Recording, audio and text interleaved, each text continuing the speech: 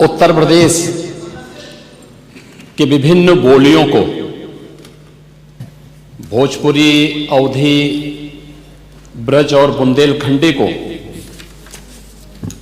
इस सदन में सम्मान मिल रहा है और हमारी सरकार तो इन सब के लिए एक एकेडमी का भी गठन, अलग अलग एकेडमी के गठन की कार्रवाई को भी आगे बढ़ा रही है।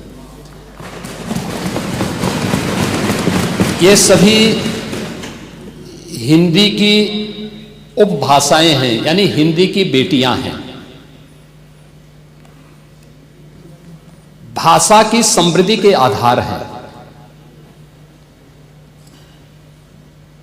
और हमें इसका स्वागत करना चाहिए। ये सदन साहित्य केवल विशुद्ध साहित्यिक और व्याकरण से के विद्वानों की नहीं है, आम जन का प्रतिनिधित्व करने वाले माननीय सदस्य समाज के विभिन्न तबके से आए हैं। अंतिम पायदान पर बैठे हुए व्यक्ति की आवाज को भी इस सदन में मुखरता मिले, इसके लिए अगर किसी को हिंदी में वह धारा प्रवाह नहीं बोल सकता तो उसको भोजपुरी में भी अपनी बात को रखने का अधिकार मिलना चाहिए, अवधी में, ब्रज में या बुंदेलखंडी में उसको रखने का अधिकार मिलना चाहिए। ये कौन सी बात हो गई कि भोजपुरी में ना बोले, अवधी में ना बोले, इसका विरोध अंग्रेजी का, बुंदेलखंडी में ना बोले और उर्दू की आप वकालत कर रहे हैं।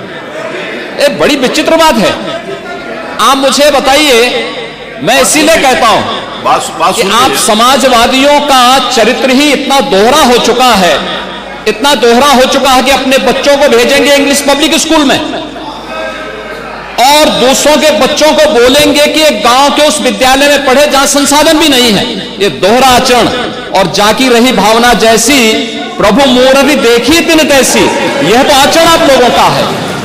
इसीलिए आपने कल भी भोजपुरी का विरोध किया, अवधी का विरोध किया, बुंदेलखंडी का विरोध किया और आप लोग अपने दैनिक जागरण में, दैनिक जीवन में इस प्रकार के आचरण के आदी हो चुके हैं।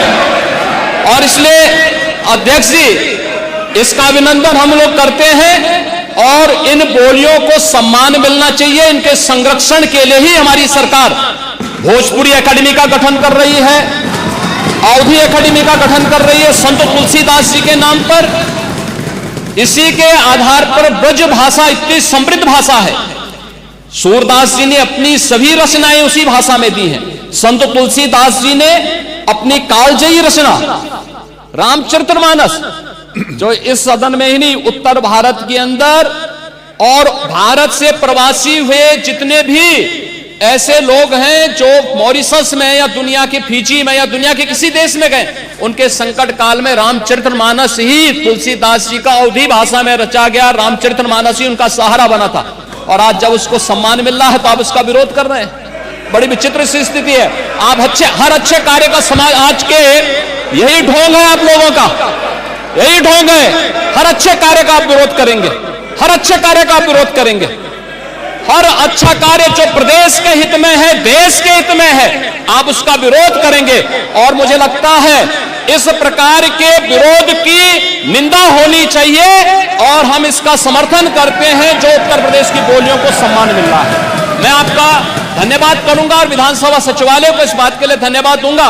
कल हम लोगों ने यहां पे इसका शुभारंभ किया, समाजवादी पार्टी ने उसका विरोध किया है और मुझे लगता है कि प्रोसीडिंग का हिस्सा होना चाहिए। इनको समाज के सामने एक्सपोज करना चाहिए। अपने बच्चों को ये लोग पढ़ाएंगे इंग्लिश स्कूलों में और दूसरे के बच्चे के लिए अगर वो सुविधा सरकार देना चाहते हो, कहते नहीं उर्दू पढ़ाओ इसको, यानी उसको मौलवी बनाना चाहते हैं, कठपुल्ला पर की ओर इसको ले जाना चाहते हैं। ये नहीं चल सकता है। सब्सक्राइब करें साम टीवी, क्योंकि हम आ गए हैं अब आपके बीच, दिखाएंगे सत्ता के वादों और अपराधियों के एक एक कारनामे की हकीकत।